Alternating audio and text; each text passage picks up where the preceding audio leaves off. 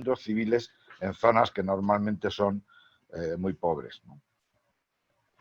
Bien, pues para hacer todo eso se crearon en 2003 2 unidades médicas aéreas de apoyo al despliegue. 2, porque despliegan con las otras fuerzas y por lo tanto requieren relevos. Una está en Torrejón y otra en Zaragoza. Y hacen medicina preventiva especializada y también quirúrgica. Pero cuando hay bajas que hay que evacuar a territorio nacional, una vez que las han estabilizado, entonces llaman a una unidad hermana que se creó un año después, 2004, que es la Unidad Médica de Aeroevacuación, la UMAER en siglas, bien, que también puede operar o intervenir en ocasión de accidentes aéreos o catástrofes. ¿Qué hacen estos señores? Pues están especializados en convertir aviones de transporte, ya lo han hecho con todos, incluso con el más reciente y moderno que tenemos, que es el Airbus 400M, lo convierten en un avión hospital, con sus literas, tienen perfectamente estudiado y ensayado, que es lo más importante, dónde enchufar para obtener corriente eléctrica para los equipos médicos, las tomas de oxígeno, dónde colocar el desfibrilador. Bueno, no me meto porque ahora nos lo cuenta Joaquín. Así se han hecho muchas misiones, recordad el traslado aquel del ébola, que no está tan lejos. Pero también quiero decir que en este caso, y por eso decía lo de los precedentes, las aeroevacuaciones se vienen haciendo desde muchísimo antes.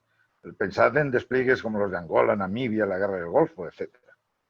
Bueno, pues esa es la importancia de los precedentes. Joaquín, que ha sido médico de la base aérea de Getafe durante 25 años seguidos, creo que seguidos, pues ocurrió que en 1993 se sentó un precedente y se designó esa base como la responsable de formar los primeros equipos de evacuación. Joaquín entonces estaba allí como el médico más antiguo, tuvo que asumir la gestión de hecho. Es decir, 11 años antes de que se crease la unidad de aeroevacuación. ¿Qué hicieron ellos? Pues empezar, que es lo difícil muchas veces, ¿no? Medicalizaron los aviones CN-235, levantaron un edificio proceso para albergar todo el conjunto y además integraron intensivistas del Hospital del Aire. En todo eso tuvo que volcarse Joaquín durante un tiempo y eso es lo que espero que nos cuente ahora. Joaquín, cuando quieras. Muchas gracias, Ángel, y me lo has dejado todo perfectamente bien, ¿eh? Y espero que os pueda ir contando poco a poco toda mi experiencia que ocurrió en el año 93, hace ya pues por muchísimos años, ¿no? En principio os tenía preparado otra charla completamente distinta, pero es que me encontré con un artículo de ABC hablando de estas aeroevacuaciones ahora en la actualidad con motivo del coronavirus, de este COVID-19, ¿no? Este artículo voy a compartir. Eliges el artículo y das compartir. Sí, y un momentito. Ahora hay un artículo ahí. ¿Ahora lo estáis viendo? C-295 del Ejército del Aire. Sí. Eso. Sí, efectivamente. Le doy cancelar a esto. Y entonces me encuentro con... ¿me estáis oyendo? ¿Estáis viéndolo? Perfecto, perfecto. Sí, lo estamos viendo. Estupendo. Bueno, pues entonces me encuentro con que estos aviones del ALA-35 de la base aérea de Getafe están destinados en este momento y preparados para estos, en este caso de coronavirus, para poder hacer los traslados al hospital que verdaderamente se necesite, que tenga un sitio preferente para poder llevarlos, ¿no? No solamente estos 235, sino que también los Airbus 400M han sido medicalizados también para esta ocasión. Con lo cual me olvido de lo que quería charlar y contaros a vosotros y me voy a contaros lo que yo viví en la base aérea de Getafe en el año 93. Vamos a empezar a hablar un poco de todo, vamos a empezar a hablar de historia de la aviación. vamos a empezar a hablar de la historia del transporte de heridos. El transporte de heridos, por supuesto, indudablemente son las tropas de sanidad.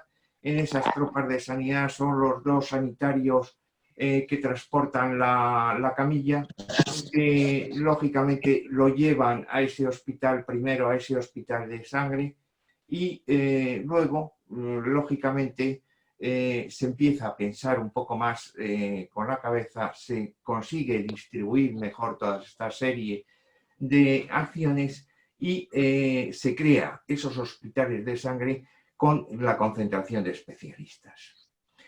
Concentración de especialistas que es verdaderamente esencial, porque ahí es donde vamos a tener ortopedas que son cirujanos traumatológicos, vamos a tener a los vasculares, indudablemente las heridas arteriales hay que operarlas inmediatamente, ¿no? Y después vamos a tener también neurocirujanos y por supuesto al cirujano general. Eso es indudable, ¿no? Podemos distribuirlos con estas aeroevacuaciones, con estas evacuaciones vamos a distribuirlos en los sitios en donde se les pueda ir atendiendo, ¿no?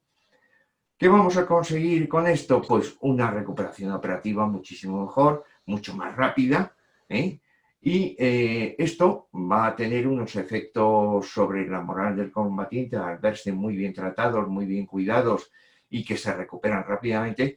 Esos efectos sobre esa moral van a ser verdaderamente buenos.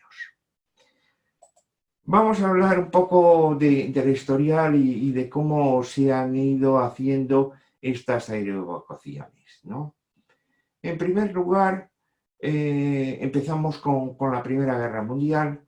La Primera Guerra Mundial es la guerra de trincheras. Eran lógicamente unos frentes muy estabilizados y lógicamente ahí vamos a pensar en carros, vamos a pensar en esas tropas de sanidad con esa camilla que están haciendo el transporte. Ahí fue, y en ese momento, bueno, en plan de la aviación son los aviones biplanos, triplanos, son los maravillosos aviadores que en ese momento salieron como el Barón Rojo y alguno que otro, y que en cuanto a transporte aéreo prácticamente podemos decir que no se hizo nada, se pudo hacer algo de una manera excepcional, pero muy poquito, ¿no? Termina la Primera Guerra Mundial y aparece el periodo de interguerras. Aparecen las guerras coloniales. Dentro de esas guerras coloniales,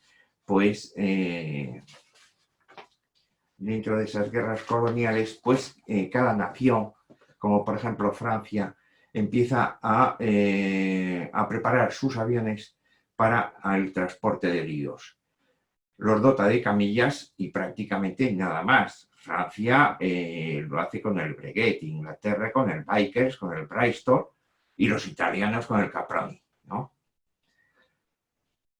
Llega la Segunda Guerra Mundial, y esto lo cambia absolutamente todo, porque las divisiones de carros acorazados obvian la línea Maginot, atraviesan todos los Países Bajos y entran en Francia habiendo, francamente, sin haber entrado en combate. Llegan allí y se dan cuenta de que aquello ha cambiado radicalmente. De la Primera Guerra Mundial, en donde lógicamente todos los frentes estaban estabilizados, a una Segunda Guerra Mundial, en donde lógicamente la velocidad de los frentes es verdaderamente cambiante y de lo más rápido posible, hace que por supuesto, el servicio aéreo se ponga inmediatamente en marcha. El Junker, el famoso Junker que todos conocemos de nuestra guerra civil, que lógicamente Alemania lo utilizó en su Segunda Guerra Mundial, ¿no? presentaban problemas estos aviones. Estos aviones presentaban problemas de hipoxia, presentaban problemas de frío. Hubo que arreglarles, hubo que ponerles calefacción, hubo que ponerles mascarilla de oxígeno. Eran aviones que subían a 16.000 pies y que lógicamente ya estaban en el límite de necesitar oxígeno de una manera permanente. Y el frío a 16.000 pies es verdaderamente intenso, ¿eh? Entonces se les dotó de calefacción, se les dotó de oxígeno al 100% y de esta manera pues se pudo empezar a transportar heridos. Se habían empleado estos Junkers en nuestra guerra y después en la Segunda Guerra Mundial también los ingleses utilizaron su aviación y no solamente los ingleses, sino que también los americanos después cuando llegaron al continente. Viene la guerra de Corea y aquí ya los Estados Unidos se dan cuenta de que hay que empezar a cambiar el tema. Y entonces se crea el servicio de aeroevacuaciones. Lógicamente sus aviones están mejor dotados, sus aviones lógicamente pues va algún personal de ayuda a esos heridos, y bueno, termina la guerra de Corea. Termina en la guerra de Corea y llega lo que cambia radicalmente todo el transporte de heridos, que es la guerra de Vietnam. La guerra de Vietnam fue en algunos momentos tan tremenda como pudo ser la Primera Guerra Mundial, ¿no? Con una cantidad de bajas verdaderamente impresionantes. Pero lo que se impuso en ese momento fue el helicóptero. Entonces del helicóptero te bajaban 2 sanitarios, en una camilla cogían al herido, lo transportaban al helicóptero y el helicóptero iba directamente a ese hospital de sangre en donde había esa concentración de cirujanos. Allí, por supuesto, el tratamiento era magnífico, era fantástico y en poco tiempo la recuperación pues era factible, ¿no?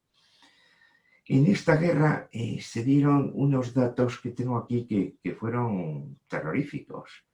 En la primavera del año 69 supuso 11.000 bajas mensuales durante 5 meses. Algo verdaderamente tremendo. Claro, con el helicóptero se pudo solventar y se pudo solventar francamente bien. Pero imaginaros lo que era un hospital de sangre con toda esa cantidad de bajas que se le podían venir encima. En fin, el helicóptero fue auténticamente la salvación en ese momento, ¿no? Se evacúa a esos hospitales se alejan más de la línea de fuego, con lo cual pueden actuar mucho mejor, pueden actuar mucho más tranquilamente, y sigo RQR con todos los especialistas cirujanos, ¿eh? Bien. Todo esto, hasta ahora, es un transporte. Es un transporte más o menos ayudado por tropas de sanidad con algún elemento de ATS, ¿no? De asistente técnico sanitario, de enfermero, actualmente, y llega ese momento en que aparece, por una parte, Beirut. Beirut hubo 234 muertos y 112 heridos. Se encontraron prácticamente con el culo al aire, y perdonadme la expresión, no en ese momento en Beirut. Hubo que empezar a transportar en aviones heridos que no estaban estabilizados a Chipre, a Italia y a Alemania, ¿no? Hubo otro hecho trágico de los Estados Unidos, que fue Panamá, y esto fue ya en el año 89, ¿no? Y el problema fue que fue imposible transportar la brigada médica a Panamá. Yo me imagino que por aeropuertos, por las condiciones, por lo que fuera. Y entonces, claro, el traslado posterior de los heridos a hospitales de retaguardia en aviones que no estaban medicalizados debió de ser tremendo. Esto fue el cambio. fue el cambio y a partir de aquí ya empezaron a surgir aviones medicalizados. En primer lugar, aquí tenéis la campaña del Golfo Pérsico, en el que ya se medicalizan los aviones T-10 Hércules de la base aérea de Zaragoza. Bien. Quiero haceros hincapié un poco las dificultades de estos transportes, ¿no? La maniobra terapéutica dentro del avión, el avión es más bien pequeño, es estrecho. En el momento en que metas todas las camillas que te caben en un avión, pues la cosa puede ser verdaderamente complicada hacer cualquier maniobra de tipo terapéutico, ¿no? Pensar que el avión se está moviendo, que como tengas que coger en el avión una vía venosa, es prácticamente misión imposible, ¿no? Si tú vas a intentar, si has cogido esa vía venosa o previamente te la han cogido en tierra, ¿no? Y quieres administrar gota a gota con esas bolsas de plasma, de suero, con la medicación añadida que tú hayas querido, pues es verdaderamente imposible, porque lógicamente el avión te está subiendo, el avión te está bajando, hay diferencias de presión, con lo cual estás metiendo una cantidad que no quieres, con lo cual no te está cayendo la cantidad que tú desearías, y en ese momento la única forma y la única solución es tener una bomba de infusión que te esté administrando una cantidad que tú hayas requerido. Bien, os digo que el fonendoscopio ni de broma. Intentar usar un fonendoscopio en un avión es como imposible con el ruido del avión. Ni el corazón, ni pulmones, ni tránsito intestinal, ni nada, absolutamente nada. En este momento llega Bosnia. Llega a Bosnia y ahí es el momento en que Ángel nos ha contado que se le asigna a la 35 la misión de realizar las aeroevocaciones. Ahí es donde yo estaba como más antiguo, lógicamente, y donde he vivido toda esta experiencia. ¿Por qué se eligió? Esto son cosas mías, pero seguramente la proximidad del Gómez-Ulla, lógicamente. Todas las instalaciones de un ala de transporte que había allí en la base aérea de Getafe debían de ser importantes, y lo fueron efectivamente. Y os contaré a continuación un poco por qué, ¿no? Este botiquín de esta base aérea, con un médico y una ATS permanente, vamos a llamarles ATS, aunque ahora se llaman enfermeros, en ese momento se llamaban ATS, ¿no? Y total que se designa la base aérea como punto de medicalización de estos aviones del 235, y recibimos la dotación de un CN-235 y de un Hércules. El CN es el Casanurtanio. Construcciones Aeronáuticas e Indonesia colaboraron para la construcción de este avión. Este avión que os voy a enseñar aquí, sobrevolando el Escorial, esto en el año 93. Tengo otra foto que creo que os puede gustar también. Una foto apaisada, no sé si es la misma apaisada o fue yo pienso que es un instante después, ¿no? Y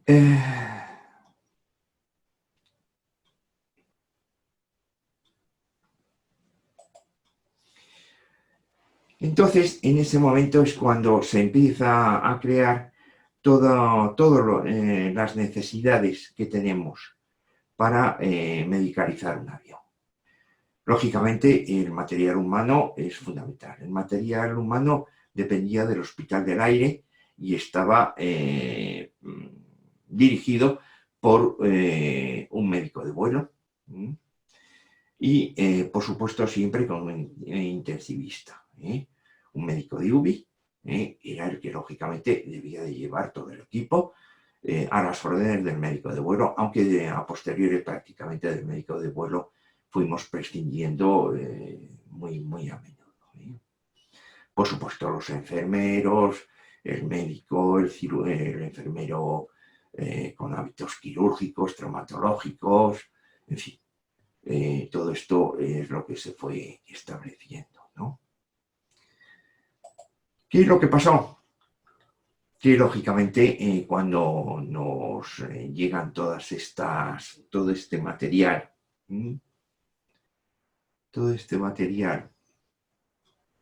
que en principio veis aquí, nos encontramos con estos colchones de vacío, que se adaptan perfectamente al cuerpo del herido, y debajo tengo una placa que se hizo en el taller de la base aérea, porque lógicamente el desfibrilador por una parte, la aspiración por otra, la monitorización, las bombas de infusión, el oxímetro. Bueno, luego os enseñaré el oxímetro porque estuvimos hablando el otro día de él, del oxímetro, de algo verdaderamente pequeño, pero mirar dónde está el oxímetro aquí. Y algo que había que conectar a la corriente, aunque tenía sus baterías. Lógicamente, en ese momento tenía sus baterías, pero había que conectar a la corriente. Bien. Entonces, ¿qué era lo que pasaba? Unos tenían corriente continua, otros eran corriente alterna, otros las patillas las tenían redondas, otros las tenían las patillas planas, y hubo que hacer ese artilugio que estáis viendo ahí en el taller base, ¿no? Por supuesto, todos estos aparatos tenían sus baterías, pero la energía del avión pues no daba para las 4 horas de vuelo, que era lo que se tardaba desde Getafe hasta Bosnia. Con lo cual, todos estos aparatos los teníamos que tener cargados y muy bien preparados allí en la base aérea para que no tirasen excesivamente de la corriente del avión.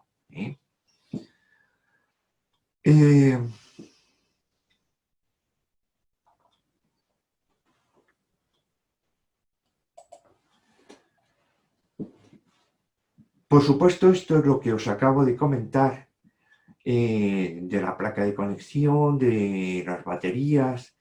Por supuesto, había que mantener el material médico, medicamentos y fungibles, todas las agujas, todas las jeringas, había que tenerlo todo en perfecto orden para el momento en que se nos requiriesen en toda esta serie de servicios. Se amplió el botiquín, se hizo un segundo nave de 80 metros cuadrados y ya dotada de rejas, de alarma volumétrica, porque había drogas y había drogas psicoactivas. Y lógicamente todo esto había que tenerlo a muy buen recaudo. Bien. ¿Qué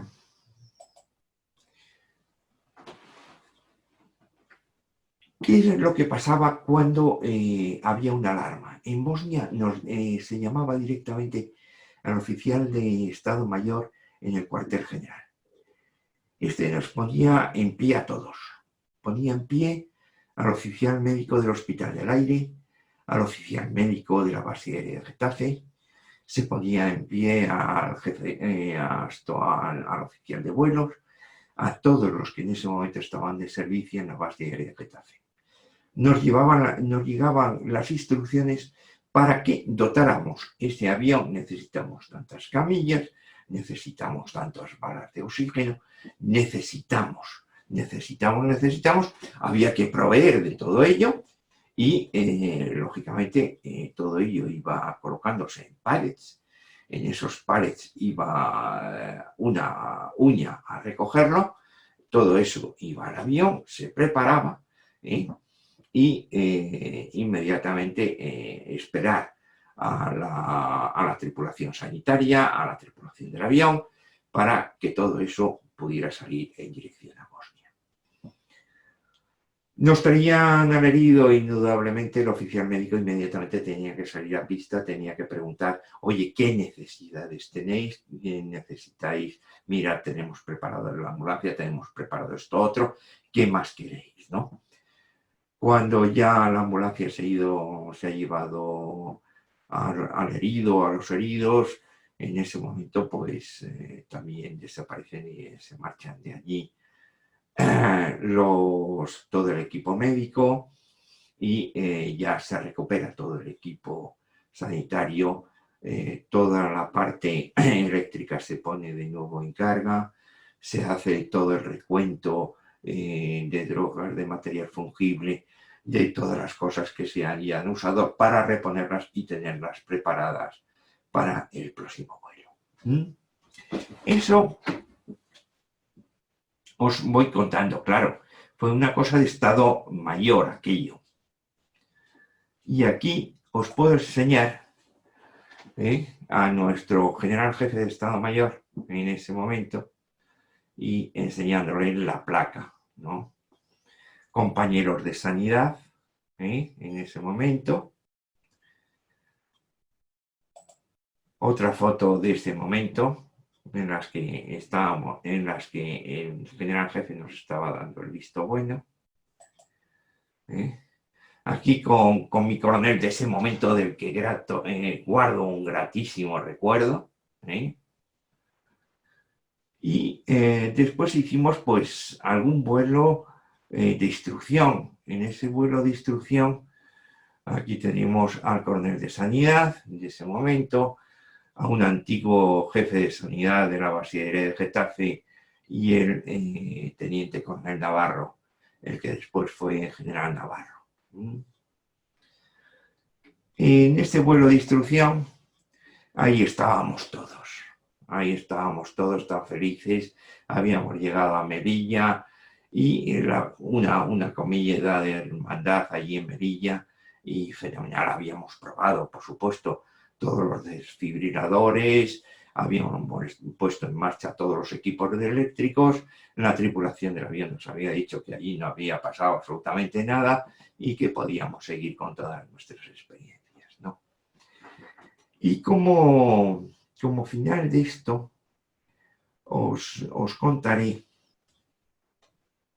que había escrito en la revista de Aeronáutica y Astronáutica del Ejército del Aire en marzo de 1994 este párrafo final que os leo. Debemos de tener en cuenta que también nuestra patria puede llegar a sufrir alguna gran catástrofe y necesitar de estos medios, los cuales permitirían distribuir a los afectados a lo largo de toda la cadena hospitalaria del país.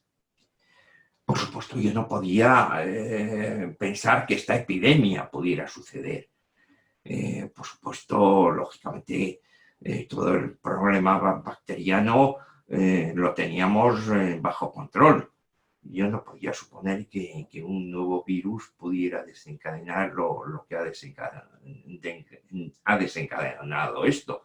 Yo estaba pensando más bien en un terremoto, en una erupción volcánica, algo por el estilo, una gran catástrofe, ¿no? Pero lo cierto es que ha sido necesario y ahora de nuevo todo esto se ha puesto en marcha y se habrá puesto en marcha, por supuesto, en todas estas misiones de paz del Ejército Español. Os quiero enseñar también como colofón de esta charla una foto que me apareció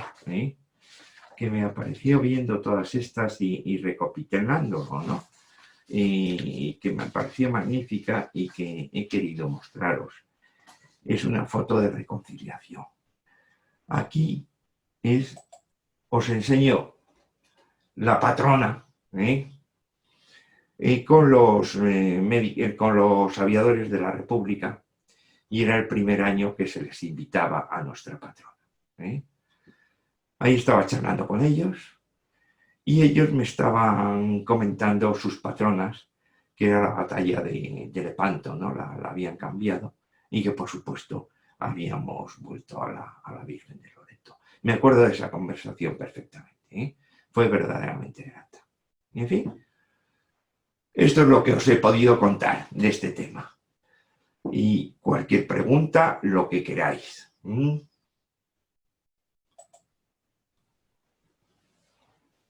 Esto, Joaquín, Sí. en Bosnia, ¿cuántas intervenciones hicisteis? ¿Cuántos No he vuelos? encontrado el número, pero fueron muchas. Fueron muchas intervenciones en Bosnia, bastantes. No te puedo decir porque hace tantos años que se me ha ido totalmente de la memoria, pero sí que fue algo verdaderamente constante aquello, ¿eh? Verdaderamente constante. ¿Y qué tardabais? ¿4 horas en llegar allí? Algo más de 4 horas, Algo cuatro más. horas, 4 horas y media, ¿eh? Ya, Era lo que ya. se tardaba en llegar allí. Sí, sí, ¿Eh? sí. Ujú. Joaquín, perdona que no esté puesta. Actualmente, con esto del coronavirus, se han trasladado pacientes vía ferrocarril y otros medios de una ciudad a otra, ¿no? No se ha utilizado en este caso para nada ese tipo de medios o este medio como vía para poder transportar a varios a la vez En de una este ciudad a otra. No momento, es útil, no es mucha en envergadura, ¿no? En este momento conozco lo que dice la prensa. Es decir, conozco que en este momento la aviación está preparada, que esos aviones de transporte, los dos Airbus están preparados, ¿eh? Que se hayan hecho en ferrocarril, lo desconozco, no he leído ninguna noticia de prensa, pero vamos, es muy posible que también se haya realizado en ferrocarril. En la Segunda Guerra Mundial, desde luego el ferrocarril también fue muy usado. Gracias.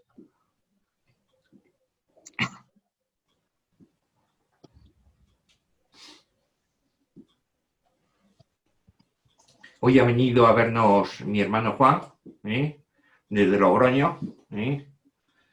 Y Juan, si le das a tu vídeo, pues fenomenal, te podremos ver.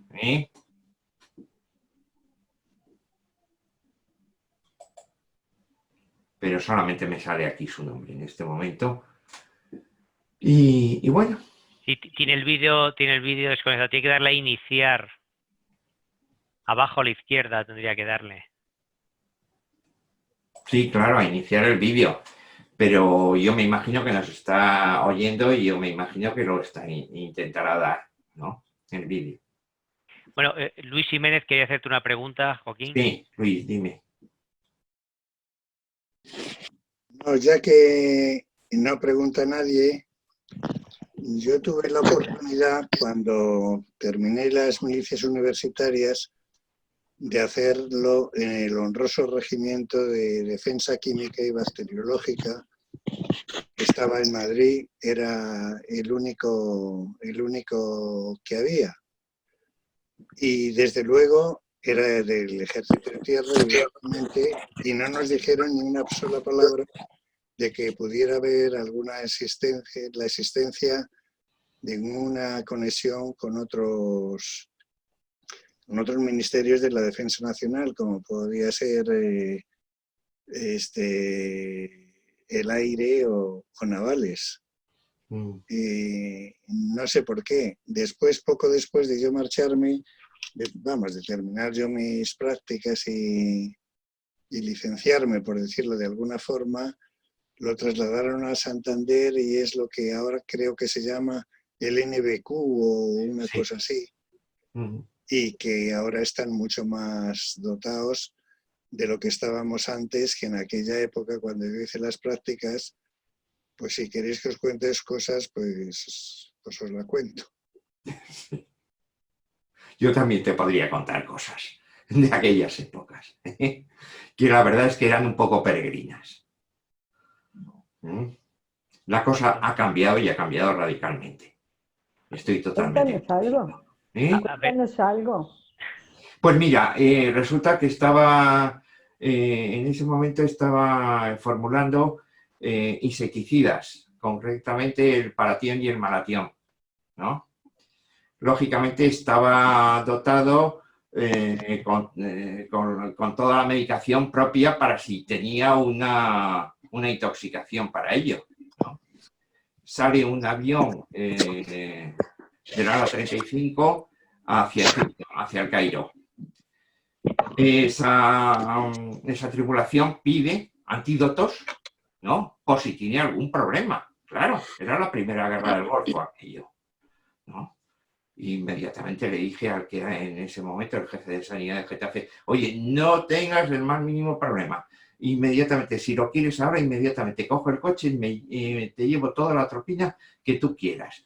Yo pienso que con 3, 4 o 5 ampollas, bueno, todo, dependiendo del número de tripulantes, te puedo llevar toda la atropina que tú quieras, que todos ellos van a tener el antídoto en esa guerra, si es que les pasa algo, ¿no? A ellos. Y efectivamente, inmediatamente llegué a la base, le llevé la atropina. No llevábamos las ampollas autoinyectables.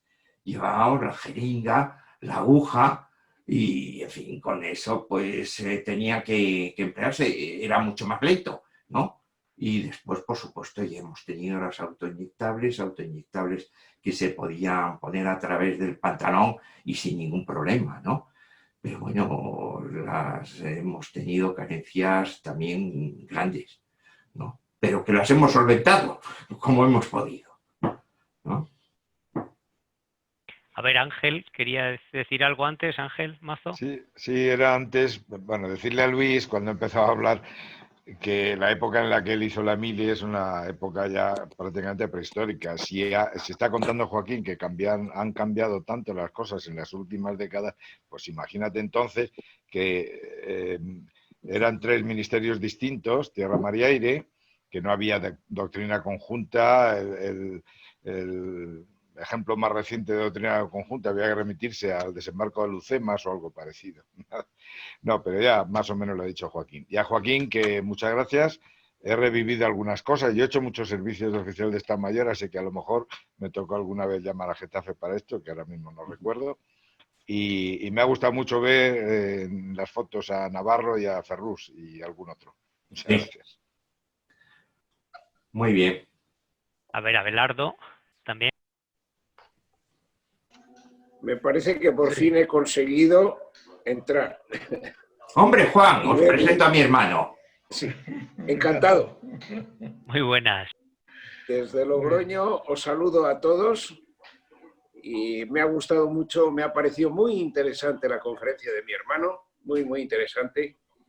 Me ha gustado mucho verle pues hace muchos años, así le recuerdo cuando era muy joven. Y yo le quería preguntar, ¿qué graduación tenías entonces, en aquellos momentos de las fotografías? Teniente coronel era en ese momento. Eras ya teniente coronel, sí. Pues desde luego fue una labor importantísima para salvar vidas y que supongo que ahora pues tendrán muy presentes y habrá servido en estos momentos tan desconcertantes y angustiosos que estamos pasando.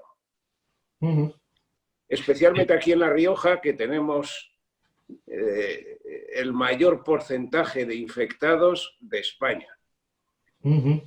Por habitante, naturalmente. La Rioja es muy pequeño, tiene poco más de 300.000 habitantes, 350.000, pero tenemos el mayor número de infectados por 100.000 habitantes. En fin. Pues me ha gustado mucho, y me ha gustado mucho no solamente la conferencia, sino conocer a todos los amigos de mi hermano. Muchas gracias, Juan. Yo os saludo, ¿eh? Encantada de lo mismo, ¿eh? Nosotros estamos encantados de haberte conocido también. Hemos oído hablar mucho de ti, a tu hermano, claro. Y sí. Bueno, pues la verdad es que nos encantados de poderte conocer. Aunque sea esta vía, porque en otra no se puede. Ya lo creo. Exactamente. Muy bien, sí. Mucho gusto, ¿eh? Todos estamos confinados o en arresto domiciliario, ya muy bien no sé lo que es. Sí, por ahí. Por ahí, ¿no? Bien. Pues me ha parecido estupendo y desde luego seguiré escuchando estas conferencias, estas disertaciones que me han parecido interesantísimas. Sí. Siempre da gusto conocer a gente culta y con interés por las cosas importantes de la vida. Y quería decirte una cosa, Ángel, que no te he dicho, que no pude decirte ayer, y es que también me hiciste revivir muchos momentos de mi vida militar. Me dio la impresión de que estuviste destinado también en la base de Getafe cuando hablabas de la Barón, ¿no? No, esa avioneta la volé yo en Salamanca. Ah. La conocí en Salamanca. Después, en los periodos que tú conoces de reentrenamiento, también pasé por allí, por el 42 grupo, y volé Bonanza otra vez y tal, sí. Pero básicamente, y la anécdota que conté del tren de aterrizaje, todo eso fue en Salamanca. Ya. Entonces no hemos coincidido nunca en Getafe. No, trabajando no. Y bueno, yo de hecho te he conocido aquí en el Ateneo. Y ahora, hablando de lo de las llamadas del oficial de Estado Mayor, pues quizás sí alguna vez hablásemos, pero vamos, imposible recordar, ¿no? Muy bien. Bueno, ¿alguna pregunta más queréis sobre...? Sí, yo tenía... Abelardo tenía una. Bueno, muchas gracias, Joaquín, por la charla, ha sido muy interesante. Yo me voy a referir un poquito al SAMUR, al SUMA, a este tipo de transporte no son de heridos de guerra, pero vamos, pueden tener un cuadro bastante parecido si son de un accidente difícil. Y claro, son bastante más recientes, que yo recuerde el SAMUR, porque estuve durante un tiempo colaborando con ellos en gestión y en todo esto. Pues nació en 2004, quiere decirse que es muy reciente. Pero me pregunto hasta qué punto, si tú sabes, pues no cometemos el error de no aprender de las experiencias y este tipo de transporte, que no es solamente transporte de heridos, como sabes, como se sabe muy bien, sino es una intervención lo más rápida posible antes de llegar al hospital. Quiere decirse que ahí va un facultativo, no solamente van especialistas de transporte, sino van facultativos y llevan además un aparataje como para empezar a intervenir en lo que sea, ¿de acuerdo? Entonces, además también según el cuadro, según el código, con las preguntas que hace cuando alguien llama telefónicamente, pues va, si puede ser la unidad móvil adecuada precisamente para ese caso. Entonces, si tú recuerdas que ellos bebieran de las fuentes de la experiencia vuestra, de alguna forma o algo, cuando se embarcaron en ese difícil montaje de SUMA o SAMUR y tal, que por cierto, en comparación con otros tipos de intervención o transporte en otros países, parece que estamos bastante a la cabeza. Creo que sí, creo que efectivamente tienes absolutamente toda la razón, creo que estamos muy a la cabeza. El SAMUR es una verdadera maravilla. El SAMUR posiblemente actuó antes que nosotros y desde luego ha logrado crear un equipo de primera intervención y de intervención rápida como no se debe de conocer, vamos. Y pienso que fue muy anterior a nosotros, Y desde luego lo que tú has dicho, lo puedo corroborar todo ello. Es decir, es un médico, son enfermeros, son todos ellos preparados como intensivistas, ¿no? Son los que se comunican directamente con el hospital. Oye, que os llevamos esto, que el problema es que tenemos una hemorragia verdaderamente intensa. Oye, que esta hemorragia es pulsátil. Ya saben perfectamente en el hospital que es una hemorragia de tipo arterial y que lógicamente tiene que tener preparado a ese cirujano vascular. Sí, efectivamente. Yo las últimas informaciones que tenía de ellos era comparación de, bueno, el porcentaje, digamos, de vidas salvadas en función del tipo de cuadro que presentaban los heridos, en comparación con, por ejemplo, la ciudad de Nueva York o Londres y demás. Estamos bastante a la cabeza, bastante a la cabeza. Entonces, y además también la aportación que podían hacer también en el caso de de que hubiera esa oportunidad. Desgraciadamente, y el fallecido y tal hubiera sido donante, pues también el porcentaje, digamos, de donaciones que viene a través de la intervención de SAMUR. Y verdaderamente en esto sobrepasamos no ya la media mundial, sino yo creo que debemos estar también a la cabeza. Entonces, bueno, me sorprende lo que dices, que ellos empezaron a funcionar antes. Posiblemente lo que pasa es que la fundación de SAMUR en sí misma, es que es una de las cifras que recuerdo, 2004, que fue, a lo mejor es que lo que fue es que se puso, digamos, el logo o el sello a algo que ya era una práctica. Bueno, nada más. Quería preguntarte al respecto sobre el asunto. Esa es la idea que tengo, porque acordaros de las antiguas casas de socorro, de los ayuntamientos. Eso prácticamente era de lo más obsoleto y se cambió muy rápidamente. No te puedo decir exactamente en qué año fue, pero vamos, que fue un cambio verdaderamente extraordinario, ¿no? Y que fue una mejoría y que ha salvado vidas, pero muchísimo.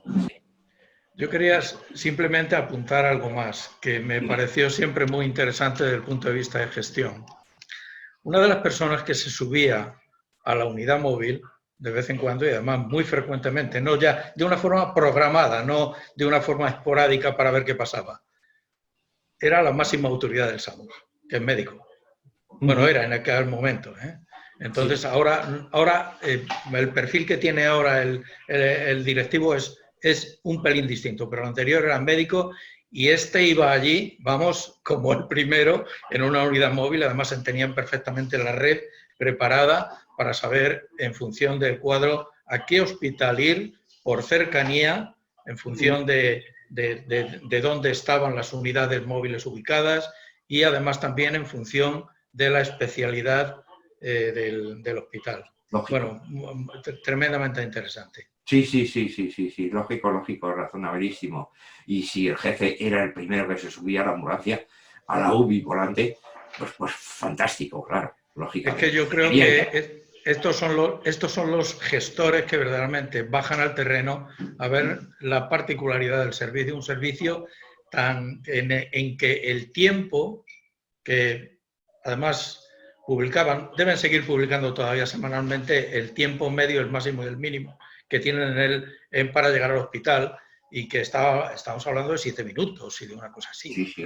Con los atascos de Madrid y tal, es una cosa que no te puedes explicar. El asunto es que estando en el terreno, yo no he visto mucha gente. Esto los americanos y los japoneses le llamaban management by sight. Dirige pero mirando y entendiendo de primera vista lo que estás dirigiendo. Entonces no he visto muchos que verdaderamente hagan esto con aprovechamiento de verdad de la experiencia, pero creo que es una magnífica práctica. Bueno, de nuevo muchas gracias. Yo ya no tengo más preguntas. Ángel Mazo. Sí, es que a raíz de algo que ha dicho Abelardo se me ha ocurrido comentaros algo barriendo para casa, claro. Porque es transporte sanitario también, no es una evacuación médica de una baja de una persona que está en mala situación y que hay que llevarla a otra parte, pero sí que no deja de ser transporte sanitario el transporte de órganos para trasplante. Eso es algo que en España ya pues, hay muchas compañías que se dedican, pero que tradicionalmente lo hizo el Ejército del Aire, con tripulaciones que estaban de alarma, preparadas para salir en cualquier momento, a cualquier hora del día y de la noche, y a cualquier lugar de la península, a por aquel órgano que había que traer a Madrid o al revés, que había que llevar a Granada o a Alicante o a Castellón. Bueno, Castellón no, a Valencia. Se sigue haciendo, pero bueno, ya no es necesario. El Ejército del Aire, como contribuye ahora, es teniendo bases aéreas abiertas a cualquier hora, siempre que se le requiera, para que la red de bases y aeropuertos complete toda nuestra geografía en la medida necesaria. Pero vamos, que ha sido una misión tradicional durante muchos años y no implicaba solamente a los pilotos de ese avión, sino otra vez al oficial de servicio del Estado Mayor, que tenía que poner todo el mecanismo en marcha, los controladores, la gente de las pistas en las bases, etcétera, etcétera. Nada, barrer un poco para casa porque es que nos vendemos muy mal los españoles y en particular los militares. Hacemos muchísimas cosas que los propios beneficiarios, que no deja de ser la sociedad española, no saben. Y si no lo saben, no pueden valorarlo. Y entonces ya llega un momento que da rabia, ¿eh? Bueno, pues nada más que eso. Gracias. Pilar. A ver, yo lo que quisiera saber, en los helicópteros que hoy vemos que van también a socorrer a la gente, me imagino que igualmente irán con sus médicos, etcétera. Claro, suelen ser recorridos más cortos del sitio donde tienen el accidente al hospital correspondiente, pero me imagino que irán igualmente equipados, ¿no? Lógicamente fue el primer transporte del herido, auténticamente se encontró en el helicóptero la panacea. Desde la línea de combate, prácticamente, se le recoge al accidentado con el camillero de siempre, con los dos camilleros de siempre, ¿no? Se le transporta al helicóptero y en el helicóptero en pocos minutos llega a ese hospital en donde están todos los especialistas. Tú fíjate que en ese momento una ambulancia podía tener, entre esas ambulancias que no son las actuales ni mucho menos, y esos caminos de barro, esos baches que prácticamente eran verdaderamente terroríficos y que podían hacer volcar, ¿no? Que llevaban 10 kilómetros por hora de una ambulancia a un helicóptero que te puede hacer un traslado a 130 por hora. De 10 a 130 por hora. Imagínate el avance que fue aquello. La guerra de Vietnam. Sí, sí. Y ahora mismo en cualquier accidente de tráfico, por ejemplo, sí, se llevan al herido y rápidamente está en el hospital correspondiente. Yo, el SAMUR, creo que ahora mismo también es una unidad magnífica que tenemos en este país. Y digo lo mismo a Ángel, que desde luego se tiene que dar más a valer todavía el ejército. Tiene que saber el pueblo español qué cosas hace, todo, que no se sabe. Y yo apoyo esa idea. Y muchísimas gracias, Joaquín. Gracias a ti, muy bien. Ha dado pie, ¿eh? Ha dado pie todo lo que... A ver, Luis Fernando. Bueno, a ver, sí, parece que ya está. Yo es que, oyendo a Abelardo, bueno, pues me ha venido a la memoria que yo hice la mili en el campamento, como muchísimos soldados, y luego me destinaron a Sanidad. Sí. Dentro de Sanidad, como había estado 2 años anteriores en Cruz Roja como voluntario, que aquí en San Lorenzo llegamos a ser un centenar de voluntarios. Y había una fuerza bastante grande de voluntarios de Cruz Roja. Bueno, pues al final me destinaron aquí. Sí. Y estuve haciendo un montón de guardias, era tierra, no era al aire, y me tocó estar en Cruz Verde con una roulotte y íbamos 2 voluntarios que nuestros conocimientos era poner un vendaje, una tirita, un poco de mercromina y poco más, no era otra cosa. Y estábamos allí dando ayuda, apoyo, si había algún accidente, y a mí en más de una ocasión me tocó recoger accidentados y no podías hacer más que meterlos en nuestros coches particulares y llevarlos al hospital, porque no teníamos ni ambulancia. Era una roulotte que estaba en Cruz Verde y bueno, pues se hacía lo que se podía con los medios que teníamos. Y Cruz Roja pues funcionaba como funcionaba porque no tenía gran poder económico, pero bueno, se desenvolvía. Llegó un momento en que la evolución de Cruz Roja, la evolución del país, empezaron a ocupar cargos personas que no eran sanitarios, que no eran médicos, que no eran responsables en el mundo de la sanidad. Sí. Y ese fue el mayor desastre de Cruz Roja, que tuvo un bajón impresionante, porque claro, los que gestionaban aquello eran políticos que estaban ahí puestos por amiguetes o por no amiguetes, pero bueno, no eran, como decíamos antes, el médico que se metía en la ambulancia o el médico que estaba a pie de calle, que sabía lo que había que hacer, que podía, si tenía medios, hacer cosas y si no, pues no las podía hacer, pero no era cuestión de un gestor que miraba cuentas nada más. Y Efectivamente, más. sí, efectivamente, eso ha sido así. Pero es que eso estaba basado en esas tropas de sanidad del Ejército de Tierra, que eran pura, única y exclusivamente camilleros. Pero claro, que tuvierais una roulotte y que no tuvierais una ambulancia al lado, es que eso ya es inimaginable, claro, lógicamente, ¿no? A ver, Pepe. Perdón, es que estaba Pepe antes, Mercedes. Bueno. Lo que quería preguntar es un poco sesgado con lo que estamos tratando, y es en los vuelos internacionales y nacionales. ¿Es obligatorio que vaya un médico y personal sanitario o no existe ninguna normativa al respecto? Supongo que habrá algo, ¿alguno lo sabe? Si es un vuelo medicalizado como el que os he estado contando, sí, claro, lógicamente tiene que ir un intensivista y tienen que ir los enfermeros. Pero si no es medicalizado, no tiene por qué. Ángel, cuéntanos. De acuerdo.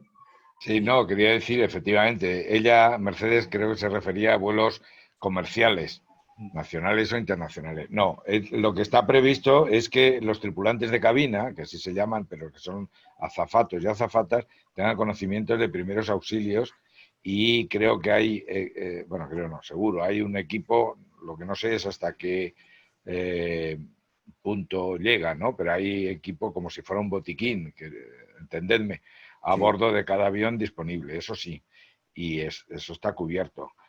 Y el piloto sabe que si es necesario y un pasajero lo requiere, tiene que desviarse a donde sea y aterrizar, etcétera. Pero no está previsto, no es obligatorio, como estabas diciendo, que en vuelo haya ni siquiera un enfermero, nada de eso. Otra cosa son estos vuelos, que son específicamente para esto y sí lo llevan. Sí os puedo contar también que en los vuelos de transporte de altas autoridades va efectivamente un médico y un enfermero a bordo y que, por ejemplo, el Airbus 310, los dos, quiero decir, llevan una UCI, la preinstalación de una UCI. Está previsto, se colocan de una manera determinada los respaldos de unos asientos y sale de ahí una camilla que ya va preinstalada con un desfibrilador, etcétera, y hasta una cortinilla. Está todo eso previsto. Pero en los vuelos comerciales normales, no. Yo Gracias no a me todos. acuerdo no me acuerdo ni en qué línea fue, ni en qué viaje, no sé si fue un regreso de Sri Lanka, que tuve un caso, creo que fue una hipoglucemia, creo que lo debí de tratar al final con un terrón de azúcar, pero sí que cayó en mi mano un botiquín de avión en ese momento. No sé si qué tipo de avión, si era Airbus o qué, pero el botiquín era realmente magnífico. Es que tenía absolutamente de todo. Me quedé verdaderamente maravillado. Es la única experiencia que he tenido en un vuelo comercial. Sí, de hecho es típico que cuando se produce una situación así en un vuelo comercial, aparte de que la tripulación atienda al paciente, se pregunte si existe algún pasajero a bordo que sea médico, pueda echar una mano. A ver, Pepe, que te has quedado ahí en las puertas. Pepe, sí, ¿me oyes? ¿Me oyes ya?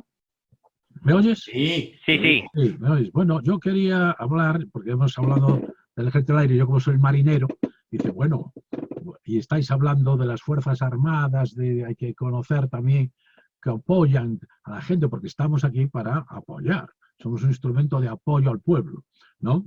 Para lo que sea. Pues también, en este aspecto sanitario, pues también tenemos nuestra faceta, ¿no?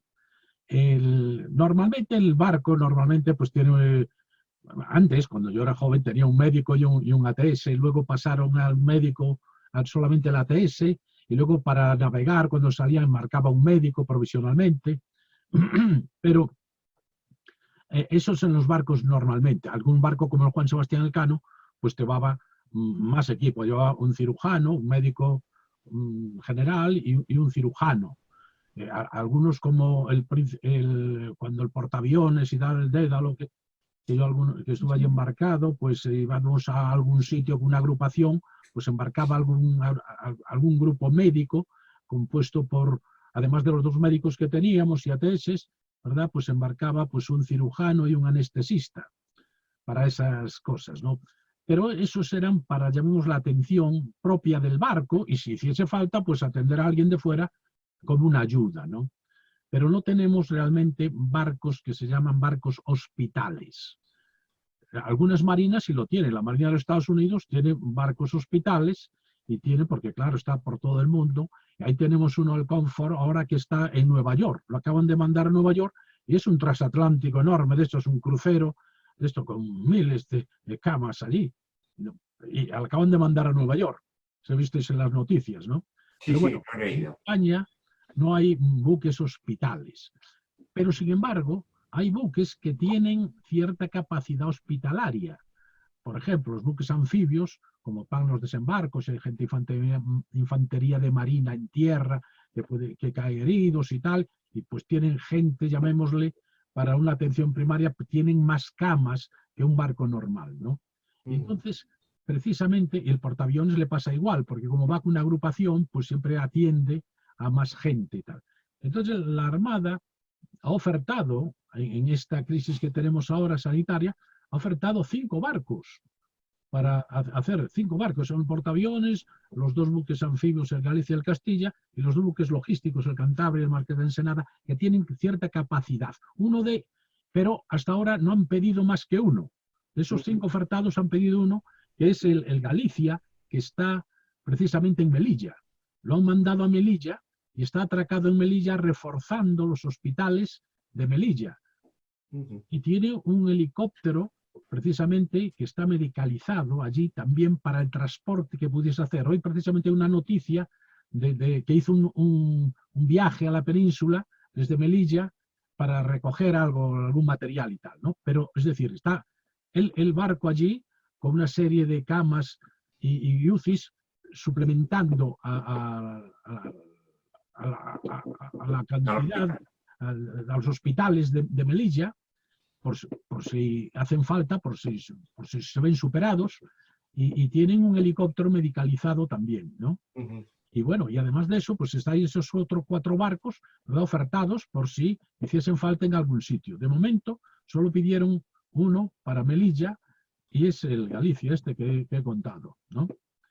Y nada más, no quiero decir más, sino es la colaboración, ¿me entiendes?, que puede prestar la Armada sin tener buques hospitales, que nosotros, la Armada Española, no los tiene. Hay que añadir que esos barcos tienen unos quirófanos que quisiera que los vierais, de estupendos. No son ahora tan críticos para esta crisis, pero los quirófanos son magníficos.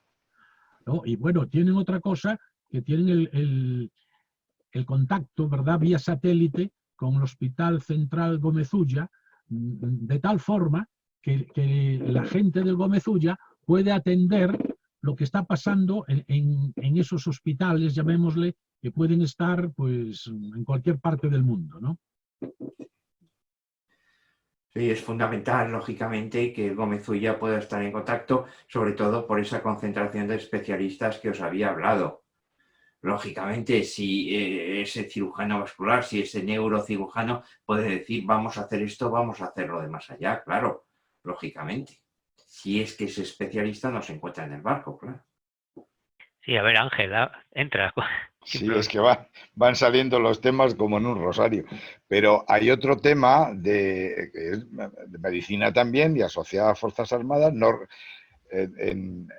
Existen 2 cosas que son telemedicina y telecirugía. Son 2 conceptos distintos, sí, pero todo va a través de pues de Internet, por ejemplo, y vía satélite se llega hasta Afganistán, por ejemplo. La telemedicina, corrígeme Joaquín si me equivoco, pero básicamente consiste en aconsejar, una especie de consulta médica, pues tómese esto y la semana que viene me cuenta cómo le ha ido, por ejemplo. Pero luego está la telecirugía, que es mucho más crítica porque puede realizarse una operación a distancia, para lo cual se requiere que los retardos en la transmisión de la información vía Internet y tal sean mínimos y las redundancias de los equipos estén aseguradas, por si falla uno, que entre inmediatamente el otro equipo, etcétera, porque estamos hablando ya de cirugía. Eso es mucho más complicado y nos lo puede explicar Joaquín. Pero está muy avanzado y lo sé de primera mano porque estuve 4 años dirigiendo las telecomunicaciones del Ejército del Aire y fuimos pioneros en eso. La telemedicina ya estaba instaurada, pero la telecirugía todavía no. Y lo viví de primera mano y soy consciente de que funciona muy bien. La única salvedad es que a veces te encuentras con reticencias de algún cirujano que o bien no se atreve a operar desde Madrid a un paciente que está en Afganistán por si luego se derivan unas responsabilidades que es reticente a aceptar, claro, o porque otro cirujano pueda estar viendo lo que él está haciendo. Son ya cuestiones que Joaquín nos explicará, pero que está muy avanzado el sistema y es complementario de todo lo que estamos diciendo, las aerovacaciones médicas, la asistencia in situ y el trasplante de órganos también. Sí, sí, de esto no os puedo añadir absolutamente nada del tema porque yo pienso que primero hay que ser cirujano, que no lo soy, y después hay que estar muy metido, lógicamente, en el mundo de la informática, cosa que yo tampoco estoy metido, es decir, no os puedo comentar absolutamente nada del tema. Pero Ángel, para eso tendría que tener el Da Vinci o como se llame, ¿no? El terminal que está en remoto para la telecirugía. No, bueno, es sin el Da Vinci. No sé muy bien cómo se hacen los aspectos médicos. Yo lo que viví fueron los aspectos informáticos y de telecomunicación, no los médicos. Pero ciertamente sé lo que es un Da Vinci, entre otras cosas, porque la única operación que me han hecho en mi vida fue con un Da Vinci. Así que lo he visto muy de cerca, ¿no? Aunque estaba anestesiado, pero lo había visto previamente. Entonces no puedo contestarte, pero sí sé que no es un Da Vinci y lo hacen de otras formas. Muy bien.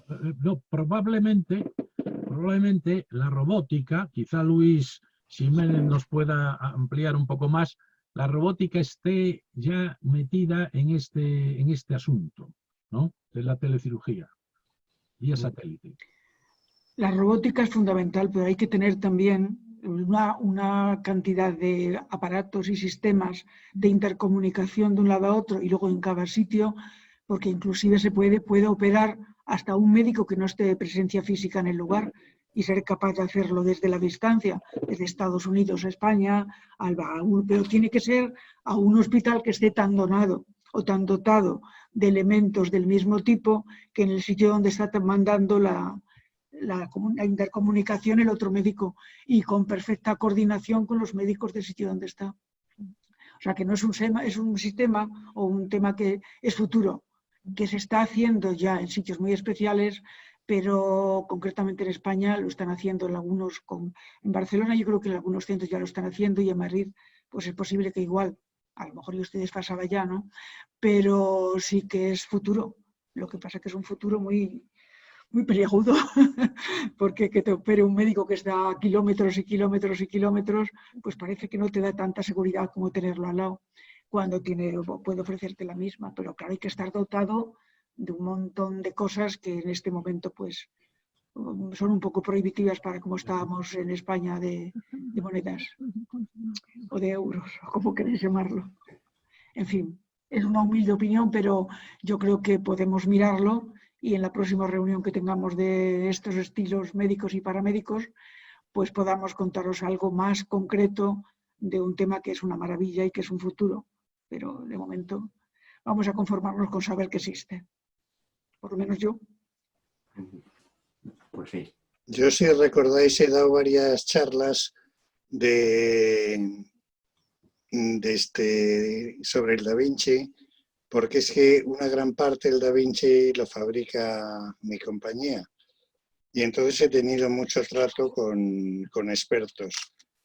Pero lo más gracioso es que yo les preguntaba a los gurús, digo, ¿y tú te dejarías operar por telecirugía? Y todos decían que no. Y dices, entonces, ¿y cuál es la razón? Pues porque no es lo mismo a una distancia muy corta como es el Da Vinci que te operaron a ti, Ángel, que estaban ahí al lado y que era un cable, toda la información iba por un cable, que hacerlo por internet, que pierdes un bit y has perdido la cabeza y has perdido al enfermo. Es una maravilla. Para suturar no se conoce un cirujano mejor que el Da Vinci. Haces una puntadita y le dices 30 como esta y el tío lo hace matemáticamente y lo hace muy bien. Ahora, si la conexión es próxima, pues entonces no hay el más leve problema. Ajá. A título informativo os diré que en la Comunidad de Madrid hay 28 robots Da Vinci funcionando. La mayoría... Ángel. Sí, a eso me refería Luis antes cuando decía el peligro de que se perdiera un bit. Ese estaba ya superado, quedaban las otras reticencias. Y en cuanto a que el paciente se deje o no se deje, confíe o no, yo creo que todo depende de la alternativa. Si la alternativa es fallecer, seguro que estás de acuerdo en que te operen. Si estamos hablando del Gómez Ulla de Madrid, que teleopera, si se dice así, que no lo sé, a un paciente que está en Afganistán, que le acaban de pegar 2 tiros y es que no tiene otra salida y la única posibilidad es esa, aunque allí hay un cirujano también, pero bueno, otro lugar. Si la única alternativa es fallecer, pues claro que se deja. Vamos, yo me dejaría, no sé tú. Bueno, a mí entrar en un quirófano es algo que no me gusta. O sea que de saque te diría que no. Pero vamos, que la probabilidad de que falle un bit es mucho más grande a esas distancias, porque no en todo el mundo Internet funciona igual.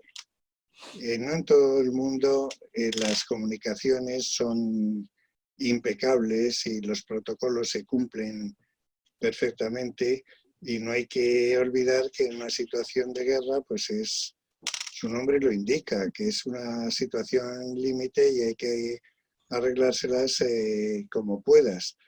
Y si el Da Vinci existe, es porque el Estado, los gobiernos, ayer que se hablaba de la innovación y cosas de estas, pues se vio que la cantidad de dinero que se puede ahorrar en las pensiones de los que se mueren es mucho más grande que lo que cuesta un Da Vinci. Así de triste. Pero como nadie dice nada, dejadme que os cuente una anécdota que no tiene mucho que ver, pero que a lo mejor os hace gracia. Estamos acostumbrados a ver las ambulancias por ahí que van corriendo y a veces te molesta y tal. Y en una ocasión, hace creo que unos 4 años, en el Zaburdón, a mí me dio un síncope y me repuse enseguida, me atendieron en el Zaburdón de maravilla, pero la médico, que era la que vino a asistirme, pues hicimos buenas migas enseguida porque conocía mucha gente que yo conocía y cosas de estas.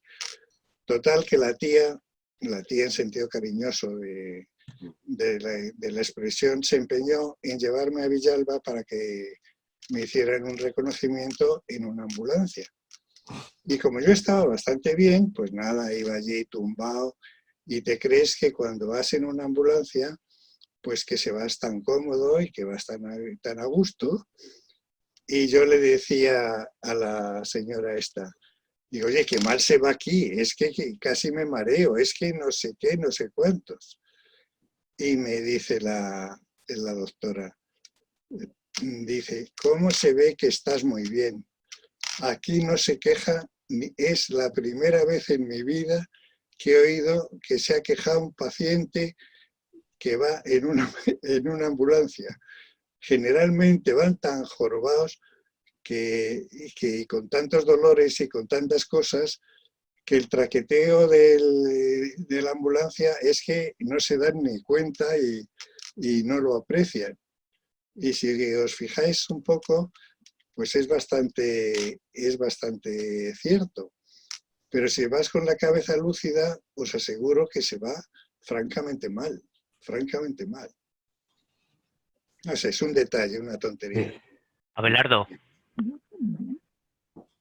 Yo quería añadir simplemente una curiosidad. No sé si habéis visto uno de los demos que hacen para la venta del Da Vinci, que por cierto cuesta un pastón.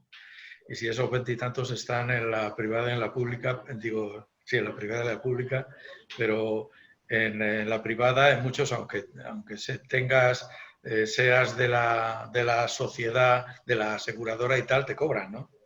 En fin, el demo que yo he visto, es posible que lo hayáis visto también, es que el cacharrillo este, pues nada, te pela una uva tranquilamente, corta una uva, la va pelando y luego te la vuelve a poner la piel encima y la deja impecable. Vamos, esto es una cosa que es muy difícil que un cirujano haga con sus manos, por poco que le tiemblen y por bueno que sea, ¿no? Entonces, sí, es un robot de altísima precisión. La otra cosa que quería decir es que, claro, operar a distancia en un campo de batalla en Afganistán, se supone que no solamente hace falta un cirujano que se atreva, que el otro esté de acuerdo y que tal y que cual. Es que allí en Afganistán, donde está el herido, pues debe haber una mínima infraestructura para que eso se pueda hacer. Y eso me temo que en la mayoría de los casos no va a haberla.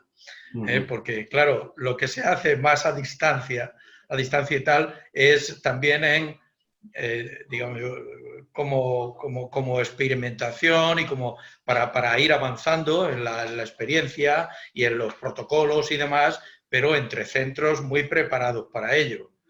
Claro, también es verdad que si uno se está muriendo porque le han dado un balazo, pues supongo que optará por cualquier alternativa. Bueno, esto es lo que quería apuntar.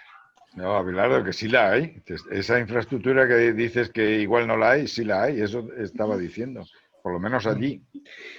Lo que es curioso... bueno, en Afganistán, vale. Pero si hay esa infraestructura y no hay un cirujano que sepa utilizarla adecuadamente, no sé, es ignorancia pura. No sé. Sí lo hay, sí lo hay. Lo que estábamos construyendo es la posibilidad de hacerlo incluso sin él. Porque él puede estar, por ejemplo, ocupado atendiendo a otro, por ejemplo. O sea, incluso sin él. Pepe, estabas ahí para hablar. Sí, vamos a ver. Yo quería hablar de todo esto, porque la medicina militar es una medicina de emergencia. Está para casos de emergencia. Los casos que son normales, pues se tratan de la forma normal. Estas cosas de emergencia hay que... importante, ¿verdad?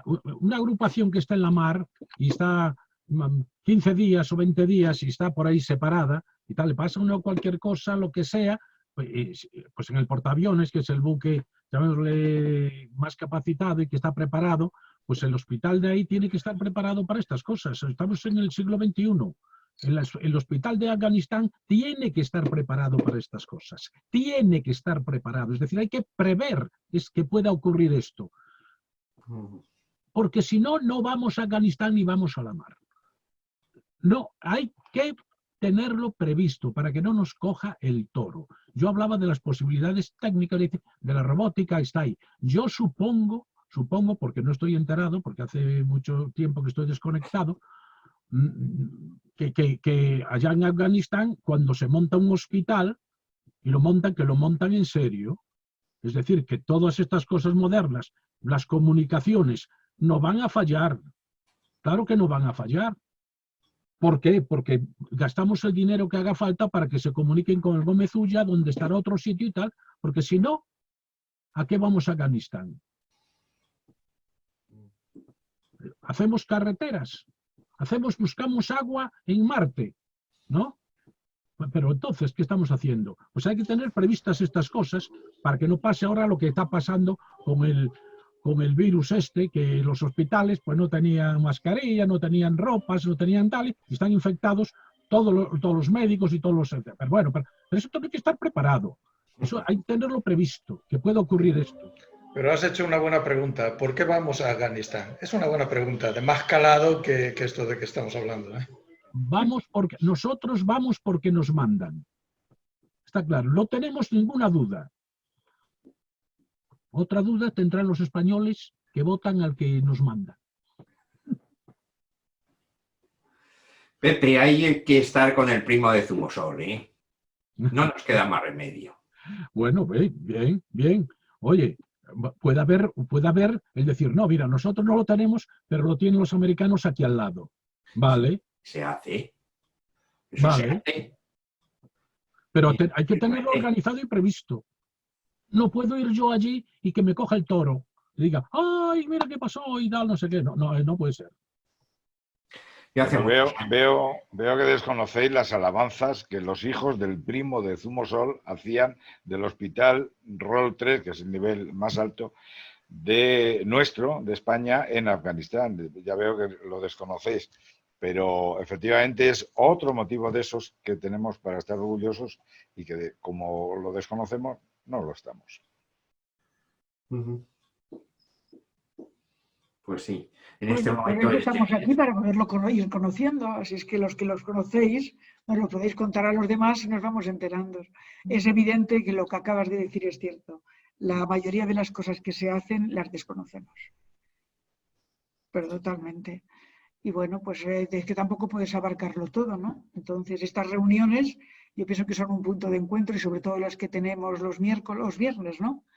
Creo que es el viernes por la tarde, bueno, pues que son de intercambio de ideas, de opiniones, de conocimientos, pues pienso que pueden ser estupendas y cada uno, pues como hemos hecho aquí hoy, sin querer, nos hemos ido yendo un poco de lo que es el ejército y lo que es los médicos y los desplazamientos aéreos en tiempos de guerra para llegar a hablar pues casi de lo divino y lo humano. Pero bueno, que a mí me parece estupendo y me parece muy interesante hacer lo que hemos hecho hoy. Así que, Joaquín, gracias por tu ayuda. Y a tu hermano, pues gracias, encantada de conocerte. Oye, que podemos tirar de él, que nos puede hablar de laboreo de minas. Juan? Pues ahí he estado a punto de decírselo, pero he dicho, no, Maripili, acaba de venir, no voy a decirle nada. Pues yo ya se lo he dicho, pero sí, yo se lo hubiera propuesto, pero me daba apuro. Yo ya sé lo que es meterse por una chimenea, sí.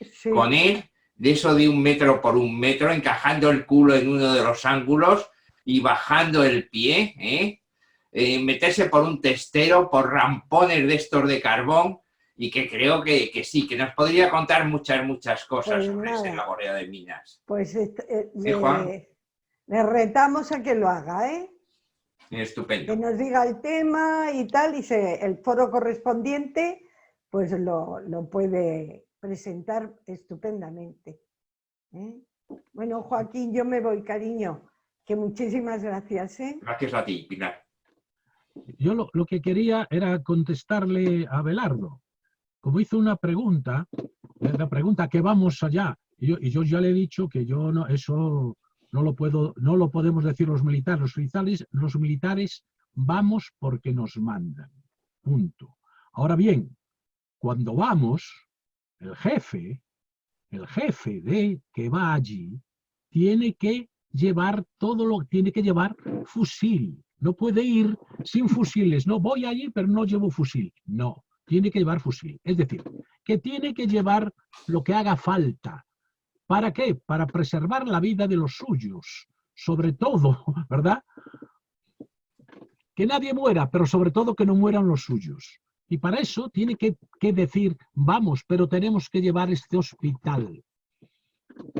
Hoy, por hospital del siglo XXI, claro. Perfecto, entendido, Pepe. De acuerdo. Bueno. Un concepto, si me dejáis que remate, un concepto muy moderno ahora en las operaciones, sobre todo internacionales, es el de la hora de oro. La hora de oro consiste en que todo combatiente o todo participante, incluso en cualquier operación, tiene que estar a menos de una hora de un hospital de nivel 2, que se llama el ROLE 2, al menos, ¿no? No puede estar a más. Puede ser sumando los tiempos de ambulancia más helicóptero o solo de helicóptero o lo que sea, la hora dorada que llaman.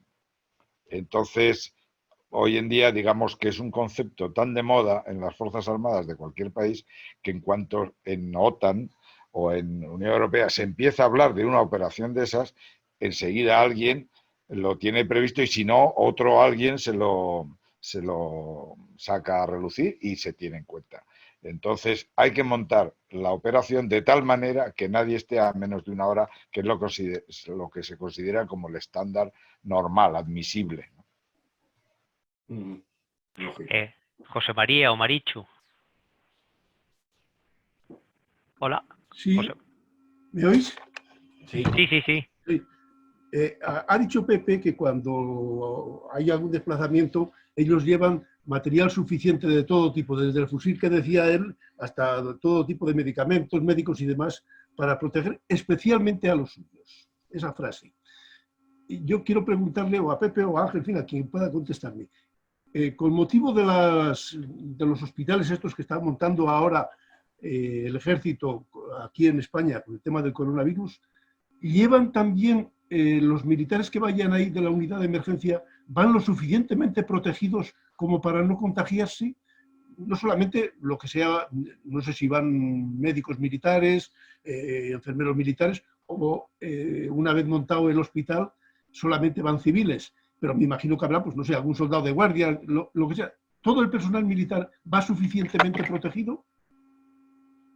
Sí, me imagino que sí, que todos están perfectamente con su traje, con su mascarilla, con todo, absolutamente, con una protección total y absoluta, tanto de la infección como la posibilidad de que ellos se infecten al personal de alrededor. Vamos, no me cabe la más mínima duda, ¿no?, de que eso está total y absolutamente previsto, ¿eh?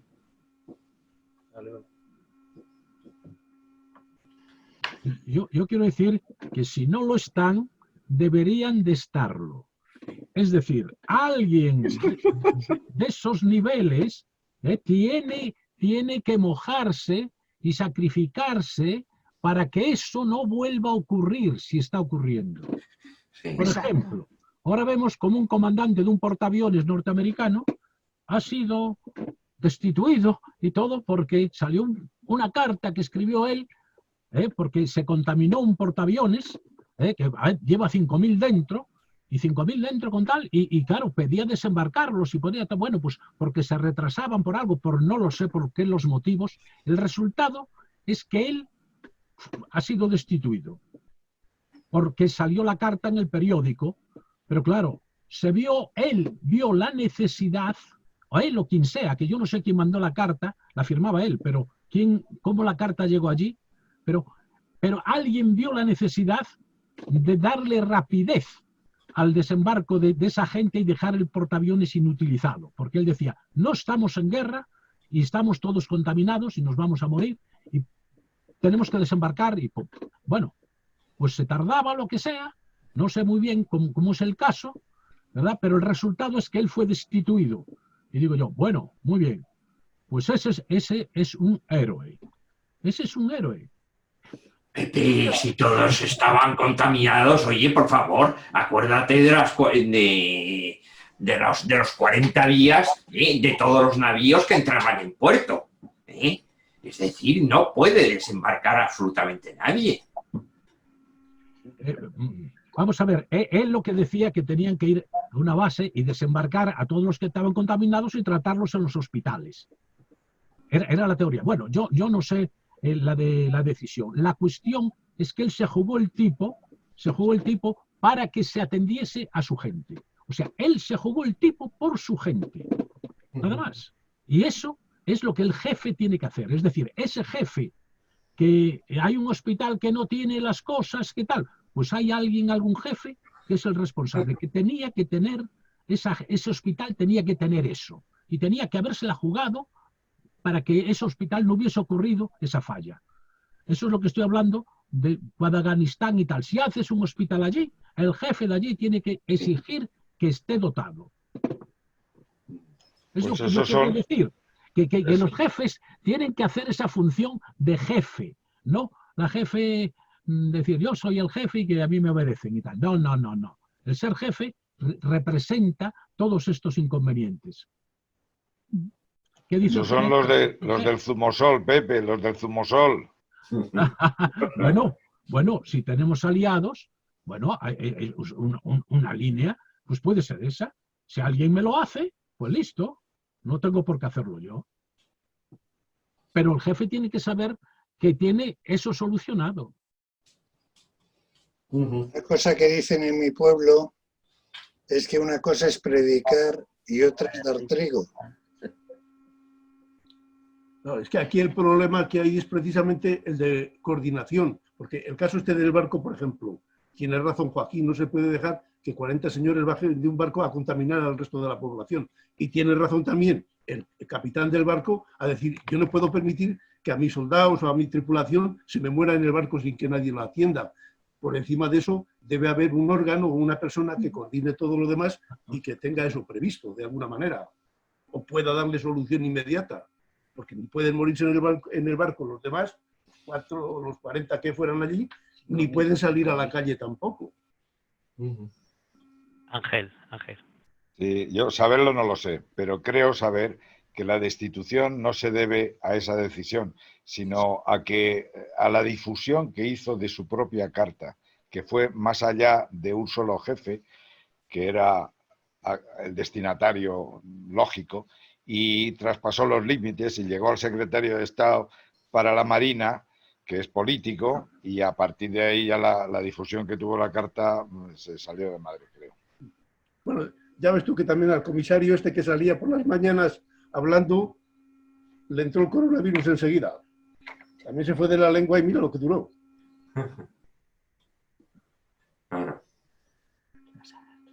Oye, Joaquín, por cierto, muchas gracias por el tema. Mira que ha habido luego preguntas. Interesante ha sido tu charla para dar lugar a tanta pregunta y a tanto interés. Fue una vivencia mía muy importante y que en cuanto que vi estas noticias en la prensa, pensé que os lo tenía que contar y que tenía que cortar el tema que me estaba preparando. Concretamente, Pepe, Blas de Lezo. Me imagino que, vamos, para ti eso debe de ser lo mejor. No, bueno, es un hombre que dio un ojo, una pierna y un brazo, ¿no? Por el servicio a los demás. No sé qué. Y lo que consiguió. Bueno, eso fue todavía, que se pueda dar eso, hasta se puede comprender. Pero que si cargase la armada de Vernon, es que eso casi es inconcebible. No vayáis ahora a contar toda en las escuelas. ¿Cómo? No, que dejarlo para el próximo día. Sí, pero bueno, se lo he querido adelantar. No es el vencer a Vernon. Vernon se venció porque se fue por otras cosas, sino el hecho de que 100 años más España estuvo en América. De acuerdo. Ese es el resultado. De acuerdo. Y qué poquito se habla de Blas de Lezo en las escuelas. Prácticamente es un desconocido. Totalmente. Oye, y que si en este momento en Sudamérica y en Centroamérica se sigue hablando español, es gracias a Blas de Lezo. Efectivamente. Sí. No dudes que sí. Es gracias a Blas de Lezo. Español por los Reyes Católicos. Bueno, unos fueron los que comenzaron y otros fueron los que mantuvieron. Sí, claro, pero los que pusieron las leyes que luego la mayor parte de la gente cumplía, aunque muchos no lo hayan cumplido, o algunos no lo hayan cumplido. Ahí está la leyenda negra y toda esa historia, ¿no? Que son cosas muy ciertas, algunas, pero hay otras cosas que son verdaderas y mucho más importantes, ¿no? Y eso es motivo de las leyes que se hicieron en su día.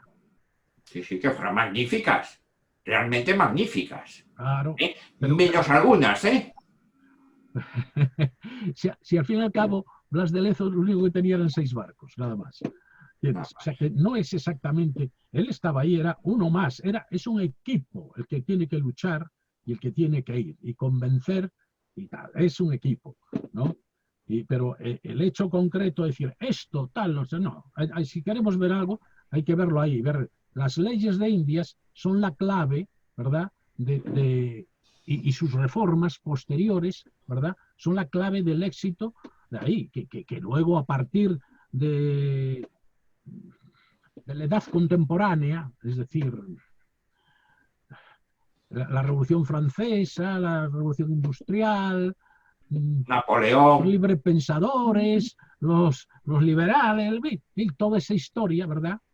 Que se ha cepillado al tercer pilar de la cultura occidental, que es la religión cristiana, pues claro, pues entonces tenemos lo que tenemos ahora y listo. Pero eso hace 200 años, llevamos 200 años sufriendo eso, ¿no? Evolucionando, vamos, en ese sentido.